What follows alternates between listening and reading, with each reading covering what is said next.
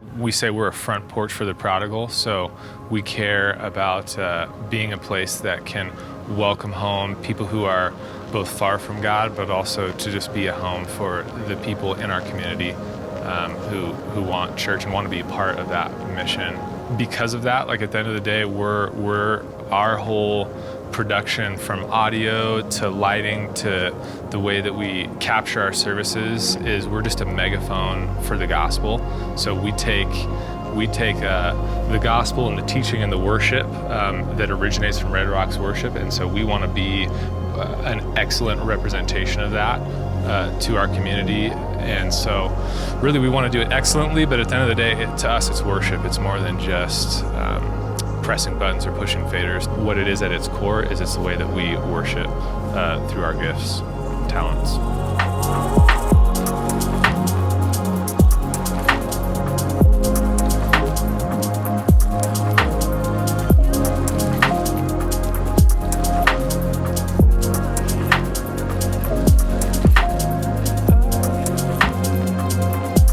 Welcome to another episode of Worship Tech Tour, brought to you by Churchfront. My name is Jake Goslin, and I'm your host. If you are new to our Worship Tech Tour series, these videos are all about educating and inspiring you with worship tech infrastructure, both big, small, and anywhere in between. No matter your church's size or budget, if you watch this video to the end, you will take away a ton of ideas, inspiration, and insight on how to move things forward for your worship ministry. If you would like my team's comprehensive list of recommended gear and software for your worship ministry, then check out our worship ministry toolkit linked below this video. In today's episode, we visit Red Rocks Church. It's a multi-site church based in Denver, Colorado. In 2005, Red Rocks started with a small group of people meeting in an old janky theme park in the foothills of the Rocky Mountains. And now 15 years later, they reach tens of thousands of people on a weekly basis all around the globe. And not only do they have multiple campuses here in Denver,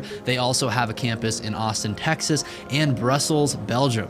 If you are a longtime subscriber to the Churchfront channel, then this is not the first time that you've encountered or heard of Red Rocks Church. We've made videos that feature both their lighting setup and approach as well as their broadcast studio. But in this episode, you're gonna get a comprehensive look at all of the tech infrastructure they use to run their worship ministry at one location. Guiding us along this tour is John Clark, their production ministry lead. He's gonna dive deep into all of the gear and software and strategy they're using to run audio, video, lighting, broadcast, and more. But first, John is going to provide us with some context for the construction process they went through for their newest location at their Park Meadows campus. So we have 4 campuses in Denver. So this is our Park Meadows campus, and then we have a Littleton campus, a Lakewood campus, and an Arvada campus. Those are our main campuses in Denver, and they're all fairly similar to this. This is right around 1,000 seats, so most of our sites are right around 1,000, give or take a couple hundred seats. This place was a gym, so I don't remember the exact name of the gym, but essentially we gutted it. So it technically wasn't a new build, this building, but if you were to have walked in before construction and then after, it basically the only thing that we kept were the exterior walls. Front of house console is a Yamaha CL5, and it's all Dante infrastructure. The PA is a Nexo S12, and it's 4 hangs of 6. So it's actually dual stereo. So it goes right, left. We wanted this front downstage hang to be left and right.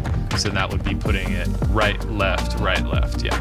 Most of our monitor consoles are QL1s.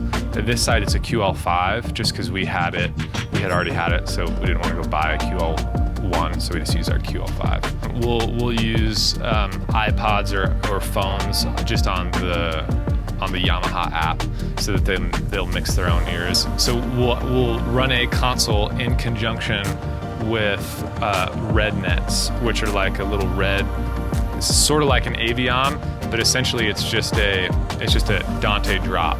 for them to be able to control their ears. So they're hardwired in through the red nets, and then the actual worship leaders are just on wireless packs. So all of our subs are in the ground. We have on the stage we built, there's a paneling that's kind of like the paneling around our tech booth that is at least 50% non-existent. And then we have those little stage lip fills for the front row because the line array can tend to get over their heads. All Nexo. We're not using any like special high-end capsules. It's just all ULXD with really standard stuff. I think our nicest capsule is a DPA. Summit comes in and they look at the room and all of the reflections and what all the material is made out of, from the roof to the chairs to the carpet to what's under the carpet, and they'll essentially guide construction on how to build it.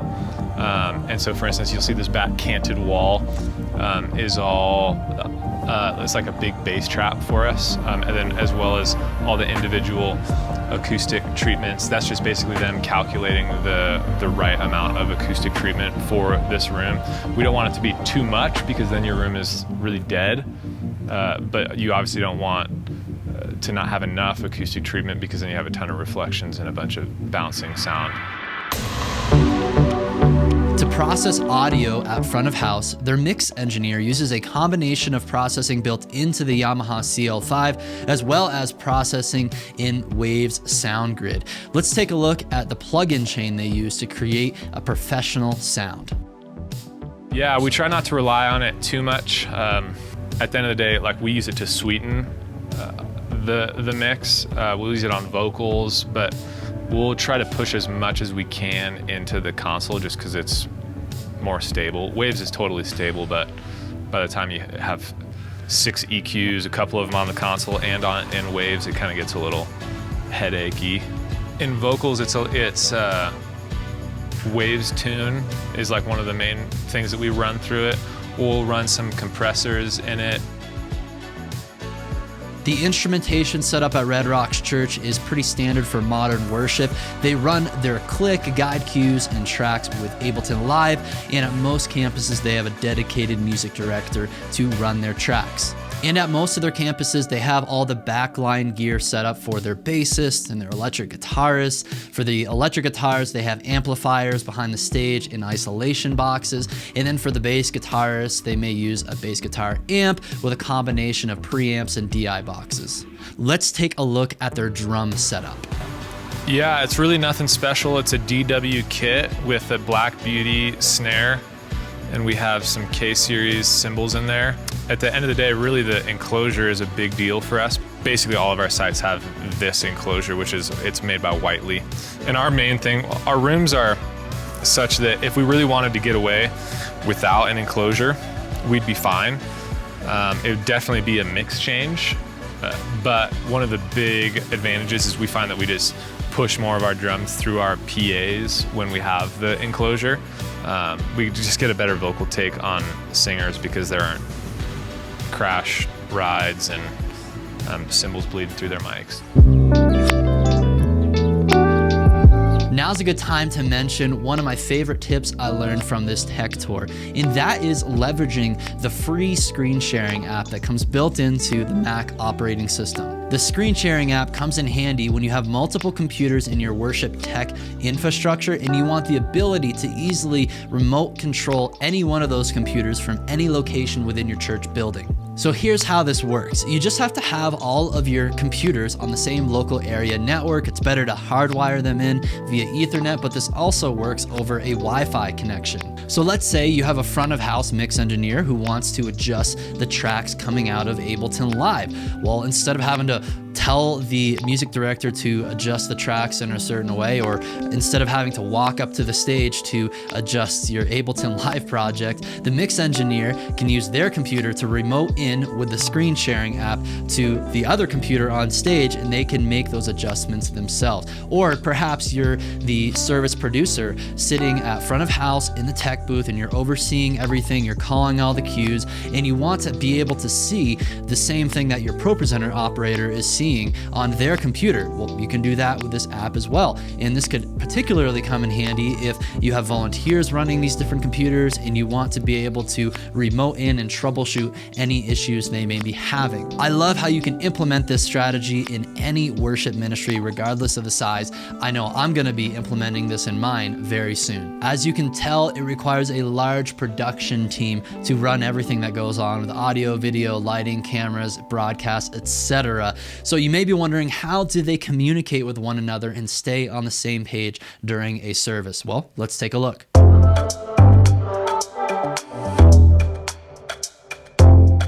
Yeah, it's pretty standard comms. We run 4 channels. Our A channel is like kind of an all production channel. Our B channel is normally video, so it's video directing, video switching. Our C channel is normally green room or stage manager, kind of like a supplemental channel. And then channel D is our site-to-site channel. So at this site, if they were to talk on channel D, they'd be able to talk with Arvada or Lakewood or Littleton, just right through ClearCom.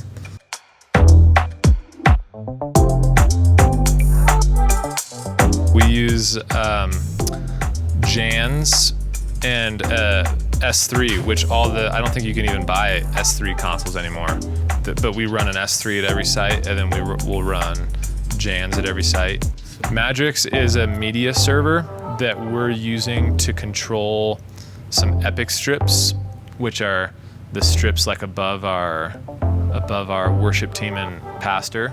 It's essentially a way for us to offload channel count, and they actually control the epic strips better than Jans. So then we'll just control Magix through Jans via ArtNet or streaming ACN. Our lighting is mostly all Chauvet, so they're the R2 Rogue washes, and then the R2X spots. Oh, we have some Elation. Those blinders are Elation Q-Pix WW2 blinders. So all of our key light is Chauvet, and they're the 910 FCs. So they're a color mixing key light so that we can dial in color temperature. We have like a specific color profile that is the key light color temperature. So the house lights are chroma cues, and they're RGBW color mixing house lights, so we can kind of tweak them based on the feel of the song. So we kind of color match them to the scenic rig. The side screens are Epson laser projectors, and then there's a drop center screen that will drop with a laser projector as well when it's video playback and there's no live teaching.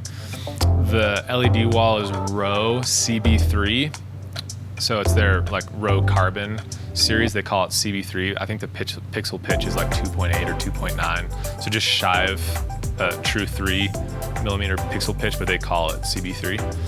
And that's controlled through a Brompton processor. And now let's take a look at the video production room at this campus. And I just want to give you a warning, you may have to fight the urge of envy and jealousy when you see the tools that they are using for their broadcast system. So here's what you can do every time you see something that you wish your church had in your video production setup. Just hit the like button on this video and just make sure it's an odd amount of time so that like button ends up being blue by the end of this video. So don't get envious, just smash that like button.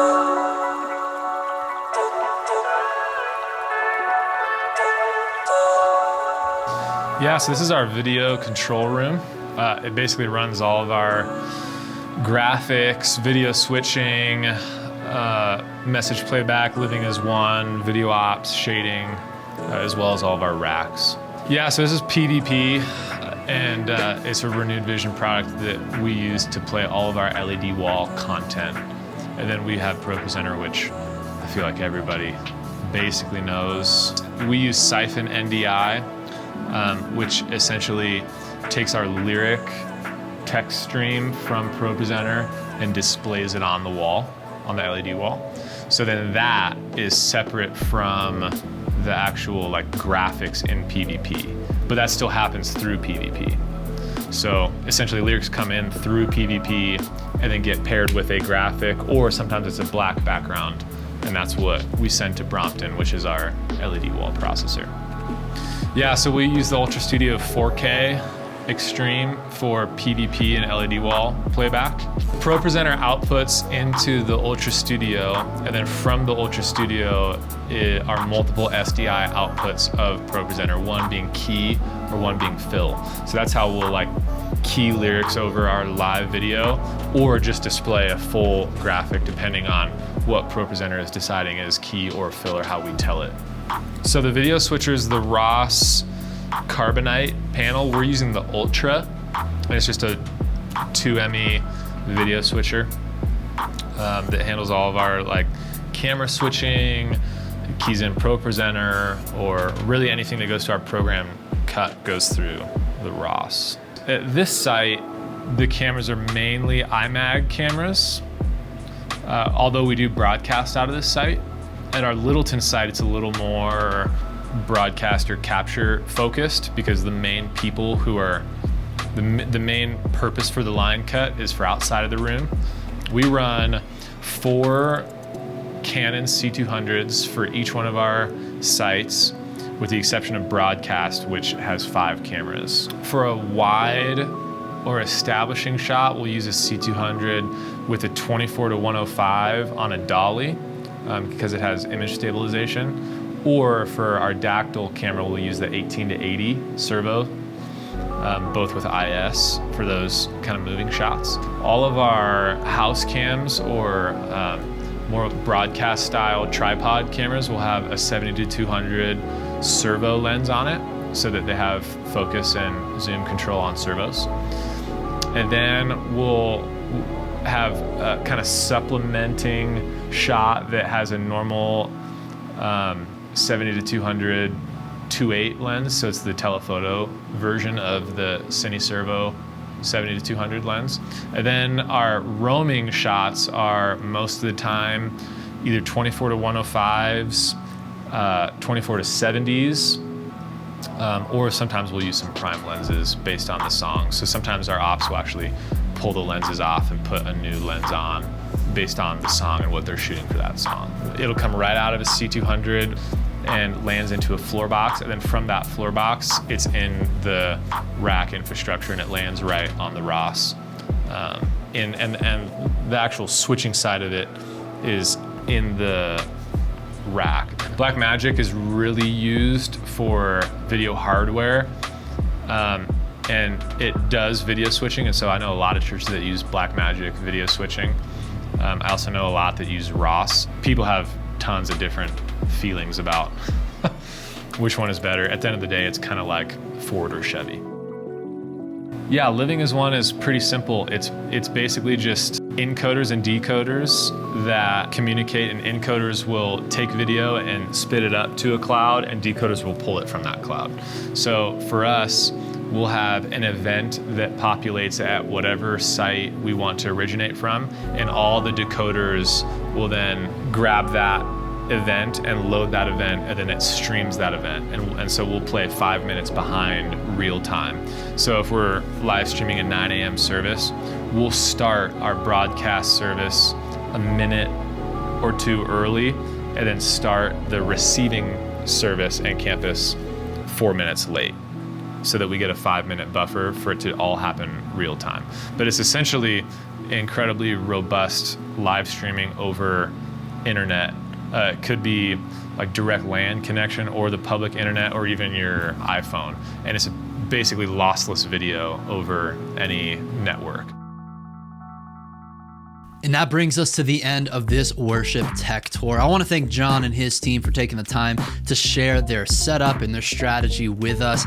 I don't know about you, I learned a ton. My favorite trick, like I already mentioned, was that screen sharing strategy you can use to control all the computers in your tech infrastructure. I'm going to link the social accounts to Red Rock's production below this video so you can keep up the latest with their team. You know, it's tempting to look at the setup at Red Rock's church and other churches like it and feel a little bit down down or discouraged that you don't have the same amazing production setup for your worship ministry. Well, here's the thing, and here's the truth about this, is that everybody has to start somewhere. Even Red Rocks Church had really humble beginnings. Fortunately, the church has grown. God has blessed it. They have leadership that really values continuing to improve the worship production so they can reach more people and make a bigger impact for the kingdom. And along the way, all the team members on the Red Rocks production team have had to invest their time and efforts into learning the skills and strategies to make this all possible. So everything you saw in this video did not happen overnight. It takes time, it takes the right leadership. It also takes the willingness on our part as worship leaders, as production team leaders at churches to really invest in ourselves and grow in our knowledge of how to use these tools. So if you find yourself in a place where you're ready to take things to the next level in your worship ministry and implement more tech and leverage these tools for the gospel, then I want to invite you to check out worshipministryschool.com. It's an online learning platform where my team comes alongside you and we equip you with online courses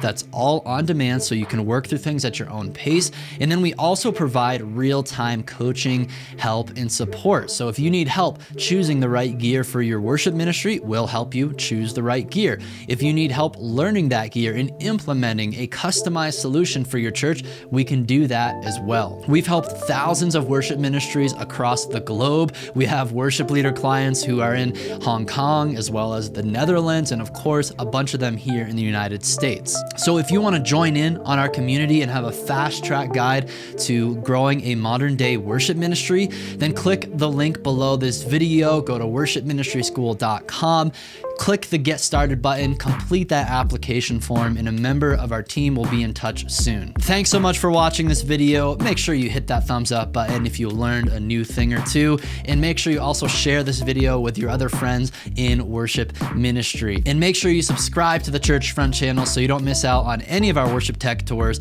or any of the other videos we have created to help you grow yourself and grow your worship ministry.